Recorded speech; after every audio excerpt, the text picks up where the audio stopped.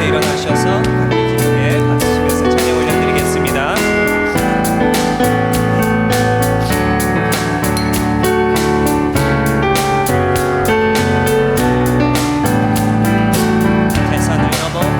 산을 넘어 언덕에 가도 빛 가운데로 걸어가며 주께서 항상 지키시기로 약속한 말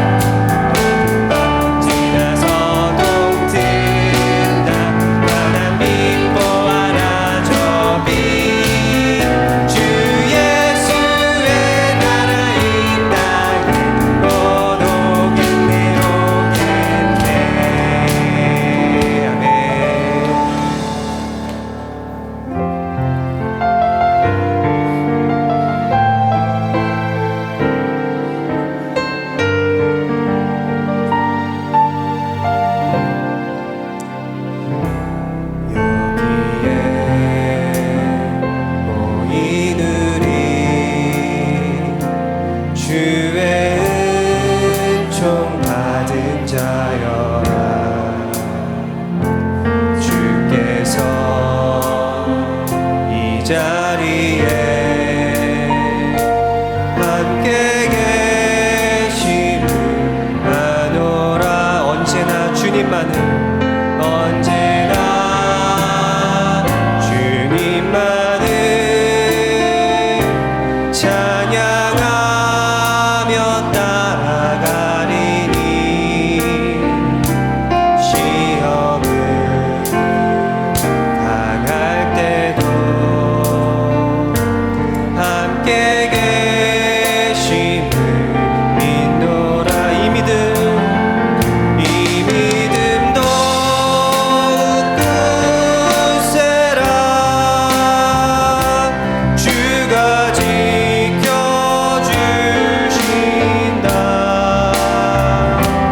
어두운 밤에도 주의 밝은 빛 인도하여 주신다. 주님이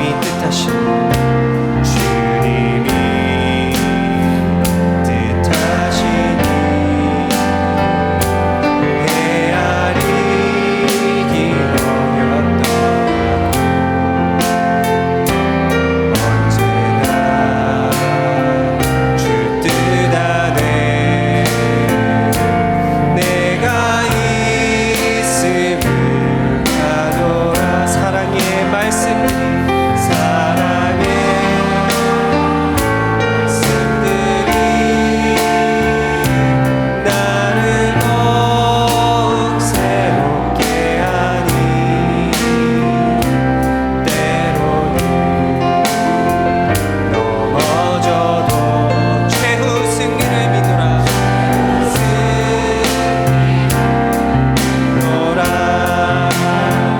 이 믿음 더욱 굳세라. 주가 지켜주신다. 어두운 밤에도 주의 밝은 빛 인도하여 주신다. 여기에 모인 우리, 여기에 모인 우리 사랑받는 주의 자녀라. 주께서 뜻하시니 우리 통했던 이 믿음 더욱 굳세라. 이 믿음 더욱 굳세라. 주가 지켜주신다. 어두운 밤에도 주의 밝은 빛 인도. 다시 한번 고백하겠습니다. 이 믿음 더욱 굳세라. 이 믿음 더욱 굳세라. 주가 지켜주신다. 어두운 밤에도 주의 밝은 빛 인도하여 주신다.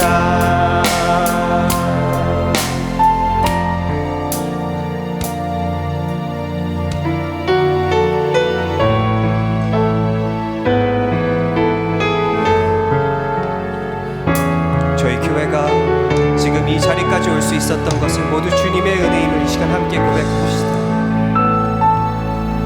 내가 누려왔던 모든 것들이, 내가 지나왔던 모든 시간이, 내가 걸어왔던 모든 순간이 당연한 것 아니라. 아침 해가 뜨고, 아침 해가 뜨고 저녁에 오는 봄의 꽃향기와 가을의 열매,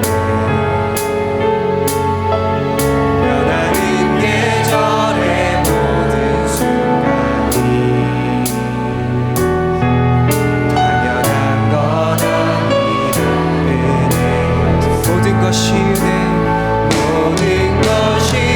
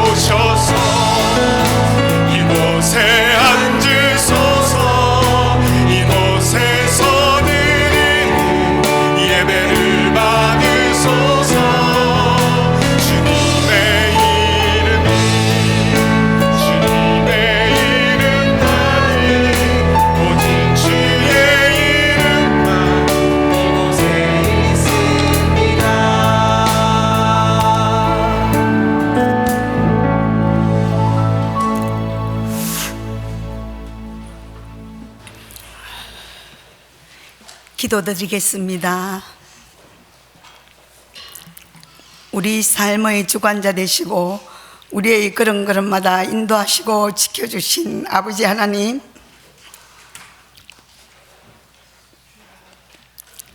언제나 변함없으신 그 은혜와 사랑을 이 시간 고백하며 사람의 뜻이 아닌 하나님의 뜻 가운데 세우신 우리 아름다운 교회를 하나님께서 지금까지 함께 하셨고 앞으로도 함께 해주실 것을 믿습니다.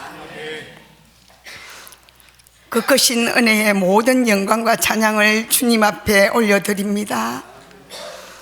하나님께서 17년 전에 아름다운 교회를 세우시고 예수 그리스도의 십자가의 사랑과 진리의 말씀과 성령의 능력으로 오게 하심을 감사를 드립니다. 17년 동안 이름도 빛도 없이 오직 주님 사랑하는 마음과 믿음으로 섬겼던 주님의 자녀들 한 사람 한 사람을 기억하여 주시옵소서. 이 교회를 세우시고 은퇴하신 원로 목사님과 사모님, 그리고 주님의 자녀들이 흘린 눈물과 기도와 헌신이 하나도 땅에 떨어지지 않고 오직 하나님의 기쁘신 뜻 가운데 선으로 갚아주실 줄 믿습니다. 또한 이렇게 세우시고 성장한 아름다운 교회가 주님 오시는 그날까지 변함없이 주님의 선하시고 세심한 인도함 따라 예수님의 복음이 증거되는 아름다운 교회 되기를 간절히 기도드립니다. 우리 성도님들 한 사람 한 사람을 통하여 가정마다 일터마다 선교지마다 하나님의 충만한 복이 흘러넘치길 원합니다. 이대 목사님으로 취임하신 우리 권 목사님, 오늘 취임하신 지 1년이 되었습니다. 영육간에 강건함을 주시며 하나님께서 맡기신 사명을 잘 감당하실 수 있도록恩宠을 베풀어 주시옵소서. 항상 기뻐하라, 범사에 감사하라, 쉬지 말고 기도하라는 주님의 말씀을 기억하며 우리 모든 성도들이 서로 사랑하며 서로 보듬으며 서로 용서하며 한마음 한뜻이 되어 교회를 사랑하며 승리하는 삶의 예배자들이 되게 하여 주시옵소서. 사순절 기간에 신약성경을 통독합니다. 통독할 때 주님께서 함께 하사 말씀의 진리를 깨닫게 하시고 매일매일 주신 말씀으로 은혜 받으며 선한 결실을 맺어 하나님께서 원하시는 쓰임받는 일꾼 되길 간구합니다. 교육관에서 아이들을 위해 수고하시는 서목사님과 선생님들께도 함께하여 주시옵소서. 주일학교 우리 아이들이 찬양과 기도와 말씀이 살아있게 하셔서 하나님의 선한 청지기로 자라나게 하여 주시옵소서. 엘코 찬양팀이 하나님의 영광을 선포하는 찬양을 올려드릴 때 성령 하나님께서 기쁘게 받아 주시옵소서. 이 시간 강단에 서신 목사님을 통하여 하나님의 말씀이 선포될 때 우리 모두가 열린 마음으로 받아 성령으로 인도하여 주시옵소서. 이 모든 말씀 우리를 한없는 사랑으로 받아주시고 용서해 주시는 예수님 이름으로 기도드렸습니다. 아멘.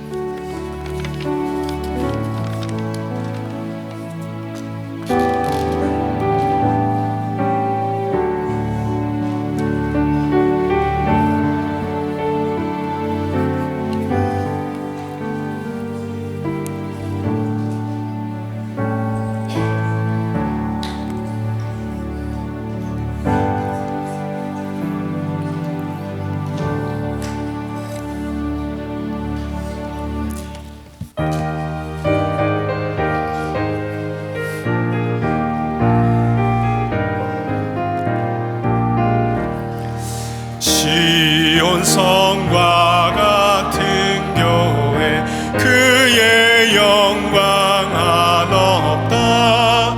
허락하신 말씀대로 주가 친히 세웠다. 반석 위에 세운 교회 흔들 자가 누구랴. 모든 원수의 워싸도 아무 근심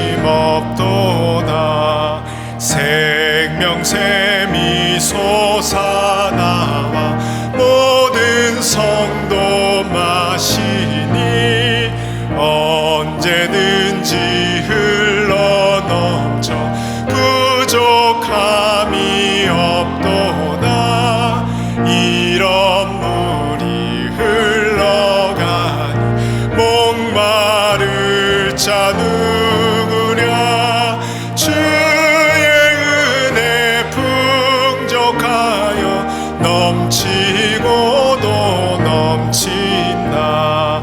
주의 은혜 내가 받아 시온 백성 되는 때 세상 사람 비방해도 주를 찬송하리라.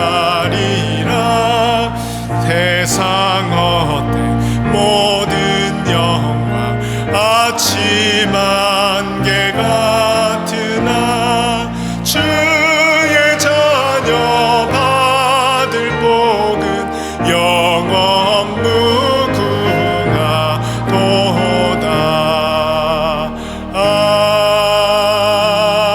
아멘.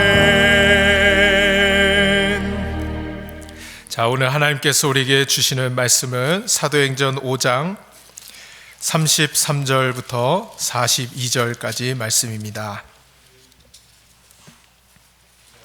신약 성경 195면에 있습니다. 사도행전 5장 33절부터 42절까지 말씀입니다. 자, 우리 한 절씩 교독하겠습니다. 그들이 듣고 크게 노하여 사도들을 없이 하고자 할세.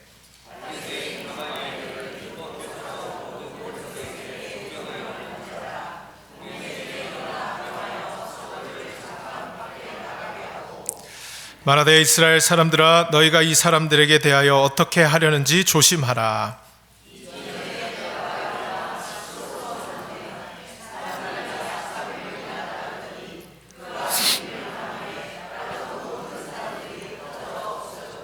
그 후 호적할 때에 갈릴리의 유다가 일어나 백성을 꾀어 따르게 하다가 그도 망한즉 따르던 모든 사람들이 흩어졌느니라.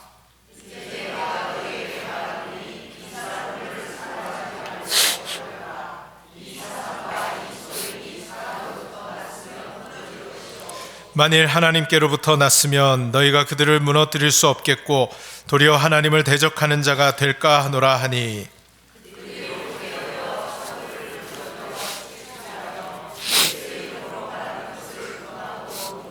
사도들은 그 이름을 위하여 능욕받는 일에 합당한 자로 여기심을 기뻐하면서 공회 앞을 떠나니라. 그들이 날마다 성전에 있든지 집에 있든지 예수는 그리스도라고 가르치기와 전도하기를 그치지 아니하니라. 아멘. 자, 우리 옆에 분들 같이 한번 인사하겠습니다. 잘 오셨습니다. 안녕하세요. 자, 오늘 저희 교회 처음 방문하신 분들 정말 환영하고요. 꼭 점심 함께 드시고 교제하시고 가시면 좋겠습니다. 또 오늘 이명은 목사님, 사모님 방문해 주셔서 감사드리고요. 또 우리 아까 광고 시간에 말씀드렸듯이 우리 제이콥 조이스 집사님 출산 후에 첫 예배 이렇게 오셨는데요. 우리 방금 소개해 드린 분들 함께 박수로 환영하도록 하겠습니다. 네. 잘 오셨습니다.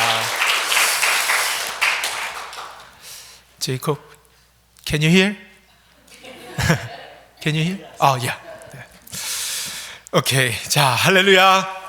오늘은 하나님께서 우리 교회 창립 17주년을 기념하여 예배드리게 하신 날입니다. 모든 영광 하나님께 올려드립니다.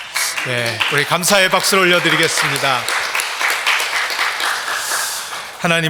하나님께서 은혜 주셔서 이 땅에 17년 전 아름다운 교회를 세우시고 여기까지 인도하신 은혜 감사하며 우리가 오늘 예배 드렸으면 좋겠습니다. 수많은 분들의 기도와 눈물과 헌신이 있었습니다. 하나님께서 한 분 한 분 사용해 주셔서 여기까지 인도해 주셨음을 우리들이 믿고 확신하며 하나님께 감사하며 예배 드리는 시간이 되었으면 좋겠고요. 또 하나는 우리 기대하며 예배합시다. 하나님께서 앞으로 우리 아름다운 교회를 붙드시고 세우셔서 하나님의 귀한 생명의 역사의 일에 우리들을 사용해 주실 것을 믿고 우리 오늘 기대함으로 예배에 나아가는 시간 되기를 간절히 소원합니다. 자, 우리 옆에 분들하고 한 번 더 인사하실 때에 이렇게 인사했으면 좋겠습니다. 내가 교회입니다. 당신이 교회입니다. 우리가 교회입니다.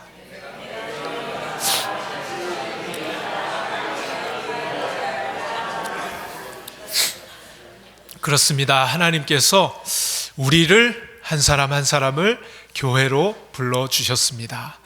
아름다운 교회는 다른 것이 아니라 여러분 한 사람 한 사람이 바로 아름다운 교회입니다. 할렐루야. 네, 하나님께서 우리 팔복의 말씀들을 계속 보고 있었는데요, 오늘은 이 팔복의 말씀 잠시 내려놓고 하나님께서 초대 교회를 세워 가셨던 그 역사를 우리 함께 살펴보며 하나님은 우리 아름다운 교회를 어떻게 세워가기를 원하시는지 잠시 말씀을 통해 생각해 보도록 하겠습니다. 자, 초대교회는 성령의 강한 역사가 일어났습니다. 수많은 사람들이 예수님을 믿기로 작정하고 교회로, 공동체로 모여들었습니다.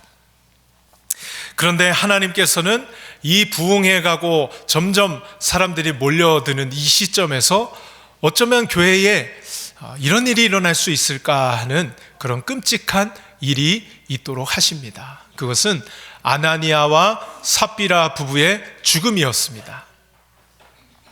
자, 여러분, 아나니아와 삽비라는 부부였습니다.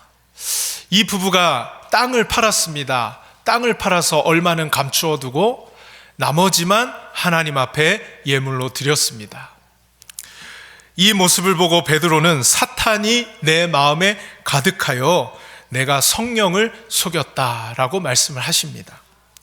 땅값 얼마를 감추었다라는 것입니다. 너는 사람에게 거짓말을 한 것이 아니고 하나님께 거짓말을 한 것이다 라고 이야기를 했습니다.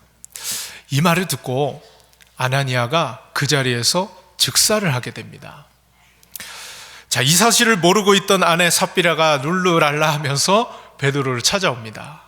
베드로가 이 아내였던 삽비라에게도 묻습니다. 너희가 이 예물을 드린 것이 전부냐? 그렇습니다 라고 대답을 했습니다. 어찌하여 너도 하나님을 속이려 하느냐? 이 너의 남편을 장례하고 돌아오는 사람들이 돌아오면 너도 매어서 나가리라. 그 말을 듣고 그 자리에서 또 아내도 즉사했습니다.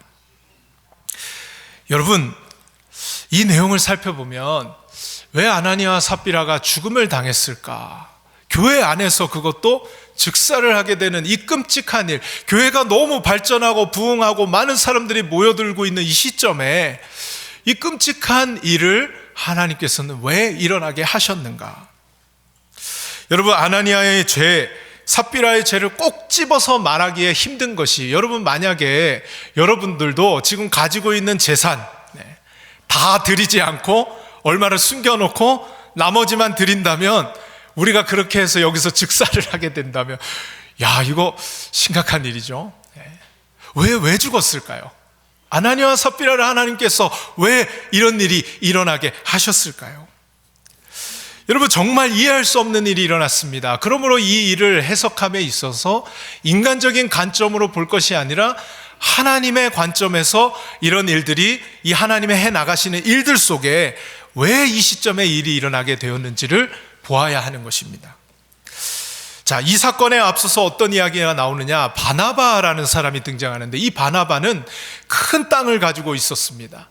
이 바나바가 이 큰 땅을 팔아서 그 금액 전부를 하나님 앞에 드렸습니다. 그리고 이어서 나오는 것이 아나니아와 삽비라의 이야기입니다. 비교하고 있는 것이에요. 그렇다면 또 하나 질문이 생기는 거예요. 큰 돈을 드리지 않아서 하나님이 이걸 기뻐받지 않으셨나? 라고 생각할 수 있습니다. 그러나 이 비교를 통해서 사도행전의 저자인 누가는 무언가 말씀을 하고 싶었던 것이 있습니다. 교회가 점점 더 사람들이 모여들고 교회가 부흥함에 있어서 하나님이 꼭 해야만 하시는 그 일이 있음을 이 두 가지 사건을 통하여 비교하면서 보여주고 있는데, 그것이 무엇이냐? 교회의 순수성을 회복해야만 한다라는 것입니다. 교회의 순수성. 여러분, 교회의 순수성이라는 게 무엇일까요? 여러분, 아나니아와 삽비라는 사탄에게 자신의 마음을 빼앗겼다고 베드로가 책망하였습니다. 여러분, 사탄이 누구입니까? 위선의 아비이고 거짓의 아비입니다. 사탄은 교묘하게 자신을 돋보이게 만듭니다. 그리고서는 자기는 순수한 마음으로 했다라고 말하게 만들어요. 그런데 그 마음의 동기를 살펴보면 온통 자기를 위한 것일 수 있도록 사탄은 교묘하게 속이는 것입니다. 아나니와 삽비라는 바로 이런 사탄에게 마음을 빼앗겨서 교회의 땅을 내놓는 과정에서 일부를 숨겨놓고 일부를 드렸어요. 이들이 평소에도 하나님을 섬긴다 말하면서도 사실은 사람에게 보이려고 이들은 교회를 섬겼던 것입니다. 그들의 마음속 깊은 곳에서는 하나님을 위한 헌신이 아니라 자기를 돋보이기 위한 헌신이었던 거예요. 자기에게 도움이 아마 된다고, 이익이 된다고 생각했다면 이 예물을 또 다 드렸을 거예요. 그런데 이들은 하나님께 헌신된 사람이 아니었기 때문에 자신들의 이익의 유무에 따라서, 크기에 따라서 마음속으로는 위선적인 신앙생활을 하고 있었던 것입니다. 돋보이고자 하는 마음이 있었다는 것입니다. 남들보다 더 인정받고 남들보다 더 많이 일한다는 소리를 듣고 싶었던 것입니다. 그런데 하나님께서는 이런 마음을 거짓된 마음, 위선적인 마음으로 보셨다는 것이죠. 여러분, 하나님은 이 사건을 굉장히 중요하게 다루십니다. 교회가 부흥함에 있어서 믿는 자들이 점점 많아지는 이 현실 속에서 하나님은 교회의 이 순수성을 반드시 회복하셔야만 했던 거예요. 이런 위선적인 모습들을 제거함으로써 교회가 앞으로 더 건강하게 나아가기를 원하셨던 것입니다. 여러분, 기초가, 뿌리가 썩어 있으면요, 아무리 나무가 크게 자라고 잘 자란다 하더라도 어느 순간 무너지게 되어 있고, 그 무너짐이 더 심할 수 있기 때문에 하나님은 이 시점에서 기초를 새롭게 하시고, 그 마음속에 있었던, 그 교회가 부흥함에 있어 사람들 마음속에 있었던 이 위선적인 신앙을 제거하고 새롭게 하기를 원하셨다라는 것이죠. 여러분, 하나님의 마음을 잘 보여주는 말씀이 있는데요, 예레미야 29장 11절 말씀입니다. 우리 같이 한번 읽어보겠습니다. 여호와의 말씀이니라, 너를 향한 나의 생각을 아나니 희망을 주는 것이니라. 아멘. 여러분, 하나님의 본심은 언제나 평안을 주는 것이고 미래와 희망을 주는 것입니다. 믿으시길 바랍니다. 하나님은 재앙을 주길 원하시는 분이 아니라는 거예요. 오늘 이 아나니와 삽비라도 이 죽음, 즉사하는 그 일이 재앙을 주기 위한 일이 아니라 미래와 희망을 주시기 위한 일인데, 여러분, 마치 부모가 자녀가 잘못했을 때 징계하여서 이 자녀를 사랑하지 않아서 징계하는 것이 아니라 너무나 사랑하기 때문에 이 자녀에게 미래와 희망을 주고 싶기 때문에 자녀를 근실히 징계하듯이, 하나님께서는 이 일을 통하여 교회가 앞으로 나아갈 수 있도록 이 미래와 희망을 주기 위하여 하나님이 이 일을 행하고 계시더라는 것이죠. 하나님의 선한 계획이 그 속에 숨겨져 있었다는 것입니다. 따라서 하나님은 이 사건을 통해 교회가 더욱 크게 발전하며 새로워지기를 원하셨습니다. 인간적인 위선의 불순물을 제거하기를 원하셨습니다. 혹여라도 우리 마음속에 있는 그 위선의 마음, 누구에게 보여주고자 하는 그 마음, 다른 사람보다 더 인정받으려고 하는 그런 마음, 조금이라도 그것을 제거하시기 위하여 교회를 새롭게 하시는 그 일을 행하셨다라는 것이죠. 여러분, 우리가 하나님께 예배를 드리고 예물을 드리고 봉사와 헌신을 하는 것은 누구에게 보이려고 하는 것이 아니라 하나님께 우리가 순수하게 드릴 수 있는 이 새로움이 우리 아름다운 교회도 회복될 수 있기를 주님의 이름으로 축원드립니다. 오늘 이 시간 혹여라도 우리에게 거짓되고 위선적인 마음으로 교회를 섬긴다면 사람은 속일 수 있을지 모르겠지만 하나님은 속일 수 없다라는 것입니다. 저부터도 이 말씀 준비하면서 하나님이 이 새롭게 하시는 이 말씀이 얼마나 감사한지, 우리를 새롭게 하시는 하나님의 마음을 깨닫게 해주시는 것이 얼마나 감사한지, 저부터도 또 우리 모두가 이 하나님에 대한 순수한 신앙의 회복이 다시 한번 일어날 수 있게 되기를 주님의 이름으로 축원드립니다. 여러분, 이렇게 하나님께서는 교회를 새롭게 하시는 이 중요한 작업을 하신 이후에 교회는 점점 더 확장되기 시작하고 교회는 점점 더 힘을 얻기 시작했습니다. 치유와 표적이 나타나게 되었고 예수님을 믿는 자들의 숫자가 점점 더 늘어가게 되었습니다. 그런데요, 또 어려움이 찾아오게 됩니다. 17절에 대제사장들과 사두개인들이 마음에 시기가 가득하게 되었다고 말씀하십니다. 그래서 18절에 사도들을 잡아다가 옥에 가두게 됩니다. 여러분, 대제사장들과 사두개인들이 하나님을 모르는 사람들이었을까요? 이들은 하나님을 너무나도 잘 안다라고 얘기하는 사람들이었습니다. 선택받은 이스라엘 민족의 대표들이었습니다. 그러나 예수 그리스도를 믿는 자들이 점점 많아지자 하나님을 그렇게 안다고 얘기하지만 그들 마음속에는 시기가 일어났습니다. 이 사랑이, 이 은혜가 나눠지는 것이 못마땅했던 것입니다. 여러분, 이 말씀에서 우리가 배울 수 있는 것이요, 우리가 하나님을 알고 하나님을 믿는다 하지만 이 하나님의 마음을 제대로 우리가 모를 때가 많더라는 거예요. 그래서 시기가 나고 미움이 우리 안에 자리 잡을 때가 있더라는 것입니다. 여러분, 왜 시기와 질투가 일어나는 것일까요? 하나님의 진정한 뜻과 목적을 모르면 우리 시기할 수밖에 없는 거예요. 이미 하나님께서는 구약 성경에서부터 이 유대인들뿐만 아니라 이 구원이 이방인에게까지 넘어가서 이 구원의 복된 소식, 은혜와 사랑이 전해지게 될 것이다, 나누어지게 될 것이다 라는 걸 이미 누누이 약속해 오셨는데, 바리새인과 사두개인들은 그 하나님을 안다고 하면서도 이 하나님의 뜻과 목적을 모른 채 하나님의 이 사랑이 나눠지는 것에 대한 마음의 시기와 불편함이 일어났다라는 것입니다. 여러분, 자식을 키워봐도 둘 이상 키우면요, 사랑이 나눠지게 돼 있습니다. 여러분, 수요 예배 때 아이들이 이 앞에서 예배를 드렸는데요, 그 중에 형제가 있었어요. 두 형제가 있었는데 형한테 제가 물어봤습니다. 너 엄마가 너 사랑하는 거 알지? 안 돼요. 그런데 제가 그 다음 질문을 또 물었어요. 그런데 너보다 엄마가 동생을 더 좋아하는 것 같을 때 있어 없어? 그랬더니 더 크게 막 이렇게 흔드는 거예요. 더 크게.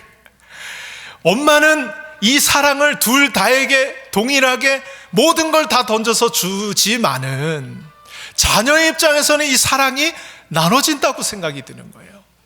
그러니 마음속에는 시기가 일어나고, 그래서 아주 갓난 애기일 때 둘째가 태어나면 첫째가 엄마 안 볼 때 손톱으로 확 긁는다잖아요. 마음에 이 시기가 일어나는 거예요. 부모는 그렇게 동일하게 다 사랑하는데. 사랑하는 여러분, 하나님은 공평하신 분인 줄로 믿습니다. 하나님은 모두를 사랑하시고요, 모두에게 각자를 향한 특별한 계획을 가지고 계십니다. 연약하면 연약한 대로 하나님은 그 모습 그대로 사용하시더라고요. 하나님은 부족한 모습 그대로, 그것마저도 하나님은 사용하시더라고요. 하나님은 모든 사람을 향한 특별한 계획이 있는데요, 나도 최고로 사랑하시고요, 옆에 있는 사람도 하나님은 최고로 사랑하시고요, 우리 모두를 하나님은 가장 그 사람밖에 사랑한 것 같지 않게 그렇게 사랑하시는 분이심을 믿으시기 바랍니다. 우리 옆에 분들에게 당신을 최고로 사랑하신대요 한번 인사하시길 바랍니다. 한 번 더 인사하실 때요, 근데 그거 알아? 나도 최고로 사랑한대. 한 번 더 인사하세요. 우리 모두를 최고로 사랑하신대요. 모두에게 각자를 향한 특별한 계획이 있다라는 것입니다. 여러분, 이렇게 시기와 질투로 인해 잡힌 사도들이 옥에 들어가게 됩니다. 그런데 신기한 일이 일어납니다. 밤에 옥문이 열리고 사도들은 걸어서 그 문을 나오게 됩니다. 자, 그리고는 주의 사자가 그들에게 말씀하기 위하여 나타났는데, 여러분, 옥에 갇혀 주님의 복음을 전하다 옥에 갇혔잖아요. 그리고 옥문을 열어주셔서 나왔는데, 그러면 이런 말 좀 해주시면 좋잖아요. 너 수고했다, 너 이렇게 고통당했으니까 좀 집에 가서 좀 회복될 때까지 쉬어라, 이렇게 하면 좋겠는데, 옥에서 꺼내주시자마자 20절 말씀에 이렇게 얘기합니다. 가서 성전에 서서 이 생명의 말씀을 백성에게 말하라. 또 나가서 전하라는 거예요. 지금 옥에 갇힌 지 나온 지 얼마나 됐다고 또 생명의 말씀을 나가서 전하라는 것입니다. 그런데 여러분, 사도들이 참 대단하다 생각이 드는 대목은, 막 옥에서 나왔는데도 불구하고 또 전하다가 잡히면 이제는 그것보다 더 큰 위험에 처할 것을 알면서도 주님의 말씀에 순종하여 또 나가서 전하더라는 거죠. 여러분, 인생을 살다 보면 아주 중요한 기로에 놓일 때가 있습니다. 우리는 그 중요한 기로에서 반드시 선택을 해야만 합니다. 그 선택에서 우리는 두 가지 갈래의 길을 만나게 됩니다. 하나는 주님의 말씀에 순종하는 길이고, 하나는 내 생각이 옳은 대로 따르는 길입니다. 이 두 가지 길만 있을 뿐입니다. 우리가 이 두 가지 길에서 주님의 말씀에 순종해야만 한다는 것을 알면서도 이 길을 선택했을 때 우리에게 찾아올 고난과 어려움이 있다는 것을 안다면 과연 그 길을 우리가 선택하여 나아갈 수 있겠는가? 그러나 우리가 다시 한번 기억해야 할 것은 오늘날 사도가 이 말씀에서 하나님의 말씀에 순종하여 나아갔던 것처럼 우리 모두가 하나님께 순종하는 길을 선택해야 할 줄로 믿습니다. 여러분, 세상 사람들이 다 가는 그 길을 가지 마시기 바랍니다. 혹여라도 우리에게 불리한 상황이 찾아온다 할지라도 하나님께 순종하는 것이 최선의 길입니다. 그래서 29절 말씀에 사람보다 하나님께 순종하는 것이 마땅하니라, 이렇게 고백하면서 사도들은 하나님의 말씀에 순종하는 길을 택했어요. 그랬더니 놀라운 일이 벌어졌습니다. 그들은 다시 잡혀서 옥에 들어가야 정상적인 상황이었습니다. 하지만 하나님께 순종했더니 비록 채찍질을 당하는 육체의 고통은 있었지만 그들이 풀려나게 되었습니다.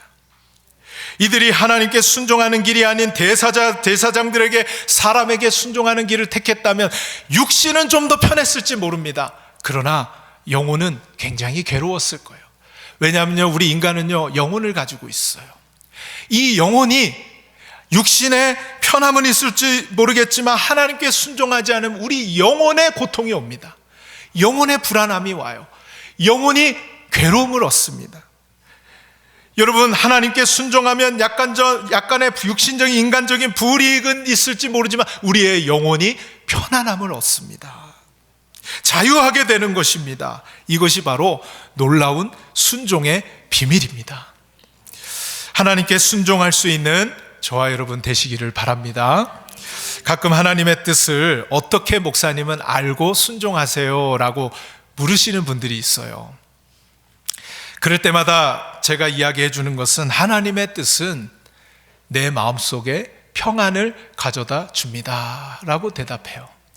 여러분, 저는 목회지를 옮기는 몇 번의 경험들이 있었습니다. 그때마다 하나님 앞에 제 자신이 스스로 담대하게 말할 수 있는 것은 내게 어떤 것이 더 이익을 줄까를 보고 선택하지 않았다라는 거예요. 하나님께 기도하면서 하나님의 강력한 사인이 있기 전에는 그곳에 머무르는 선택을 했습니다. 하나님께서 내 마음에 평안으로 인도하실 때 결단하고 움직였는데 그 나타나는 현상이, 결과가, 열매가 뭐냐? 잠깐의 사람들과의 헤어짐에 아쉬움은 있을지 몰라도 아무도 그것을 불편해하는 사람이 없었다라는 거예요. 모두가 축복하면서 안녕히 가시라고, 제가 미워서 그랬을까요? 안녕히 가시라고, 아쉬운 마음은 있었지만 모두가 평안한 가운데 그 일이 진행되었다라는 거죠. 여러분, 내면에 혹여나 여러분 마음 가운데 선택의 기로에서 갈등이 있다. 그것은 지금 하나님의 뜻을 거부하고 있는 지금 그런 모습이기 때문에 그렇습니다. 그러나 내 육신적인 고통, 어려움이 있다 할지라도 하나님께 순종하는 길을 선택하면 여러분의 마음 가운데, 영혼 가운데 평안을 허락해 주실 줄로 믿습니다. 그 평안의 길을 선택하여 나아갈 수 있는 저와 여러분, 또 우리 아름다운 교회가 될 수 있기를 주님의 이름으로 축원드립니다. 자, 교회가 부흥되기를 원하시는 하나님, 두 가지를 하셨어요. 하나는 영적인 이 순수성, 하나님께 헌신된 자로 살아갈 수 있는 이 영적인 순수성을 회복시키는 일을 한 가지 하셨고, 또 하나님께 순종해야만 하는 이 일을 행해 주셨습니다. 자, 마지막으로 생각해 보고 싶은 것은요, 하나님께서 세우신 것은 결코 무너지지 않더라는 것입니다. 여러분, 오늘 하나님께 순종한 베드로와 사도들, 이들이 대제사장들이 예수를 전하지 말라고 하는데도 하나님께 순종하여서 하나님의 말씀을 전하는 선택을 했습니다. 그랬더니 다시 잡혀갔어요. 이들의 마음속에 더 강력한 분노의 마음이 일어나서 이 사람들을 죽여야 되겠다라고 마음을 먹게 됩니다.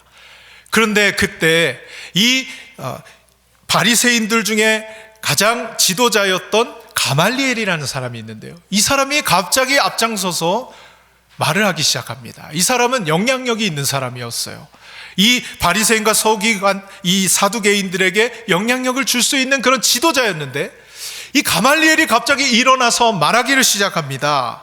그 말을 들어보니 드다라는 사람이 있었지 않았느냐, 이 드다라는 사람이 하나님께서 세워주시지도 않았는데 자기가 혼자 서서 사람들을 선동해서 400명이나 모았다라는 거예요. 그런데 죽임을 당했다라는 것입니다. 누구의 죽임을 당했는지는 모르겠지만 어쨌든 그 사람이 죽은 거예요. 그랬더니 이 400명이 살은 사람들이 뿔뿔이 다 흩어지게 되었다라는 거예요. 또 한 사람을 예로 듭니다. 너희들 갈릴리의 유다라는 사람을 알지 않느냐. 이 사람도 스스로 자기를 세워서 사람들을 선동해서 모았는데 이 사람도 망하게 되었다라는 거예요. 망하게 되어서 다 뿔뿔이 흩어지게 되었다라는 것입니다. 그러므로 그들처럼 사람이 스스로 자기를 세우면 스스로 무너지게 되는 날이 올 것이다. 그러나 하나님께서 세워주셨다면 그것은 사람이 어찌할 수 없다라는 거예요. 어떤 누구도 무너뜨릴 수 없다라는 것입니다. 그 얘기를 하는데요, 39절에 그래서 이렇게 말씀하시죠. 만일 하나님께로부터 났으면 너희가 그들을 무너뜨릴 수 없겠고 도리어 하나님을 대적하는 자가 될까 하노라. 이 말을 듣고 사도들을 풀어주게 됩니다. 여러분, 이것은 인간적인 입장에서 볼 때는 가말리엘 때문에 이 사도들이 풀려난 것처럼 보이겠지만, 하나님께서 세우신 사람들은 하나님께서 지켜주시고 하나님의 일을 위하여 보호하셔서 이끌어 주시는 줄로 믿습니다. 하나님께서 세우셨기 때문에 이들은 결코 무너지지 않는 거예요. 어떠한 어려움 속에서도 하나님의 일에 쓰임받게 하시더라는 것입니다. 사도들은 스스로 세운 자들이 아닙니다. 가말리엘이 말했듯이 하나님이 세우신 사람들입니다. 사람이 스스로 세운 것은 다 무너지게 되어 있습니다. 어떤 철학도, 어떤 지식도, 어떤 이름도, 경험도 스스로 그것들을 세웠을 때 언젠가는 다 무너지게 되어 있는 것들입니다. 그러나 하나님께서 세우시는 것은 영원토록 무너지지 않는 것을 믿으시길 바랍니다. 이것을 잘 보여주는 것이 교회의 역사입니다. 교회만큼 약하디 약한 존재가 없었습니다. 언제나 교회는 핍박 가운데 있었고, 언제나 저 어두운 바닷속에서 홀로 떠 있는 금방 침몰할 것 같은 저 배처럼 그렇게 떠내려가야만 하는 교회의 역사였습니다. 핍박이 있고 어려움이 있고 언제든지 후 불면 꺼질 것 같은 그 희미한 불꽃을 켜고 교회는 지금까지 달려왔습니다. 그런데 만약에 그것이 사람에 의해 세워진 것이었으면 무너졌을 거예요. 벌써 무너져도 무너졌을 수밖에 없는 거예요. 그런데 하나님께서 교회를 세우고 붙들어 주셨기에 이 수천 년의 교회의 역사가 하나님께서 세우시는 것은 결코 무너지지 않는다는 것을 보여주셨는 줄로 믿습니다. 하나님께서 세우신 것은 결코 무너지지 않는 거예요. 이것을 잘 보여주는 말씀이 시편 127편 1절 말씀입니다. 우리 같이 한번 읽어보겠습니다. 여호와께서 집을 세우지 아니하시면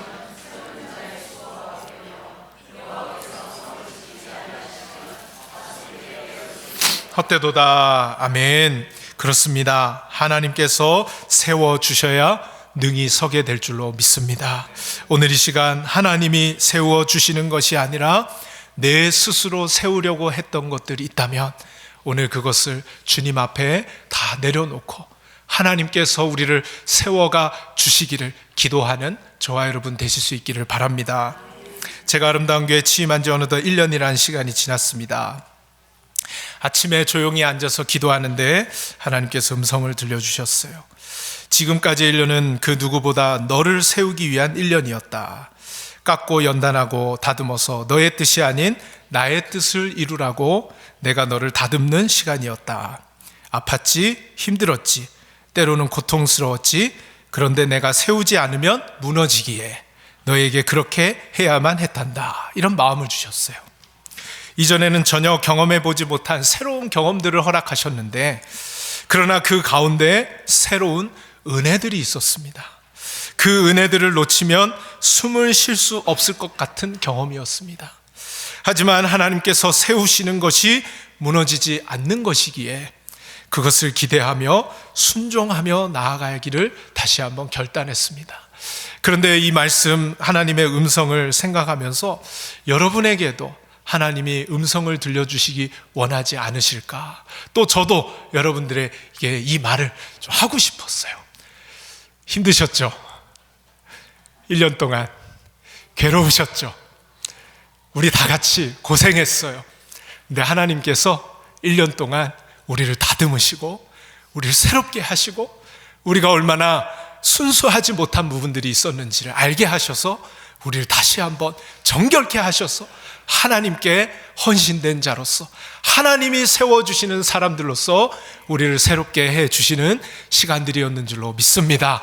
하나님께서 세워주셔야만 우리는 무너지지 않는 것을 기억하며 우리 하나님 앞에 우리 자신이 가진 뜻과 우리 자신이 세우려고 했던 모든 것들을 내려놓고 하나님의 뜻에 순종하여서 하나님이 세워가시는 우리 아름다운 교회로 든든하게 세워갈 수 있는 저와 여러분 되실 수 있기를 주님의 이름으로 축원드립니다. 우리 같이 기도하기를 원합니다. 하나님은 누구보다 나를 세우기를 원하십니다. 내가 세우면 내 인생이 설 것 같지만은 여호와께 세우지 아니하시면 세우는 자의 수고가 헛되며 여호와께 성을 지키지 아니하시면 파수꾼의 깨어있음이 헛되기에 우리의 이 아픔을 통하여 하나님이 세워주시기를 원하십니다. 때로는 깎여가는 어려움이 있고 고통이 있고 때로는 연단받는 이 힘든 시간들이 있지만 하나님이 우리를 사랑하신다는 증거입니다.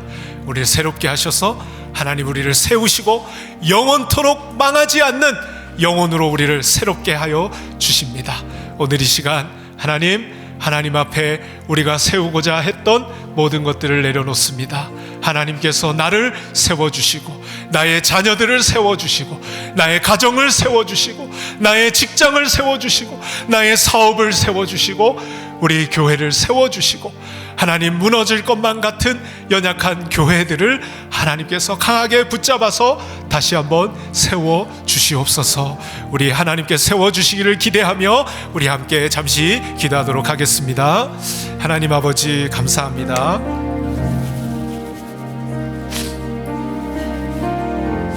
내가 세우는 것이 얼마나 쉽게 무너질 수 있는 것임을 하나님은 아시기에 우리를 하나님께서 세우시기 위하여 우리에게 이 시간들을 주셨습니다.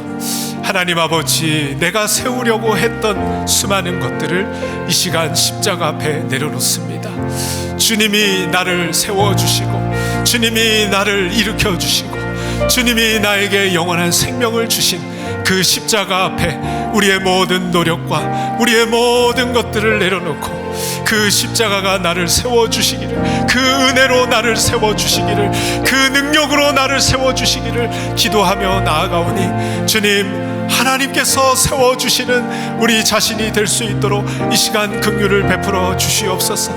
우리 가정이 하나님께서 영원토록 세워주시는 가정이 되게 하여 주옵소서. 우리 다음 세대가 하나님께서 세워주시는 다음 세대 될 수 있도록 말씀으로 새롭게 하시고 반석 위에 세워주시옵소서. 우리 아름다운 교회가 하나님의 말씀 위에 다시 한번 세워질 수 있도록 도와주시고, 아버지 하나님, 우리의 헛된 노력들을 주님 불쌍히 여기시고 우리가 스스로 세우지 아니하고 하나님께서 우리를 세워 나가실 수 있도록 온전히 말씀에 순종하는 길을 택하여 나아가는 저희들 모두 될 수 있도록 주님 인도하여 주옵소서. 감사합니다. 하나님, 저희들 새롭게 하여 주옵시고 다시금 미래와 희망을 향하여 나아갈 수 있도록 주님 우리를 인도하시고 평안으로 우리를 이끌어 주시옵소서. 주님께서 세워주시기를 간절히 소원하오며 예수 그리스도의 이름으로 기도드리옵나이다. 아멘. 우리 함께 이 찬양의 고백을 드립시다. 드리면서 드리신 예물 하나님 앞에 드리겠습니다. 우리에게 소원이 하나 있네,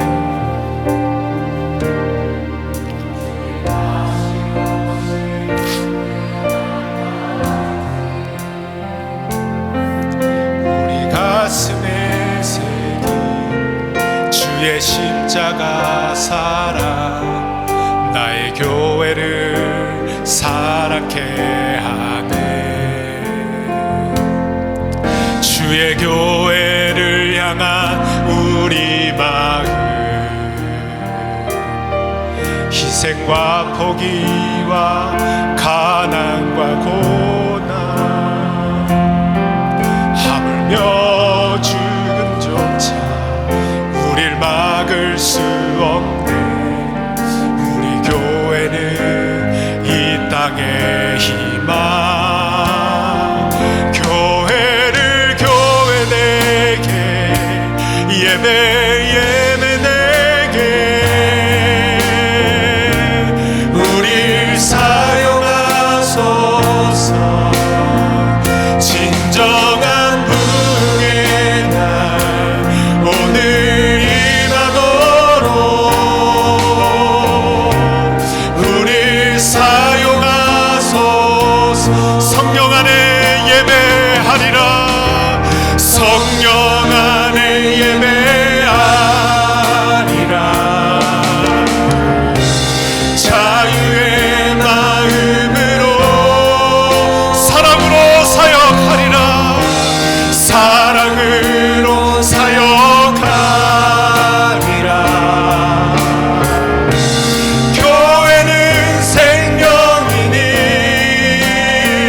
교회를 교회 내게, 예배 예배 내게, 우릴 사용하소서.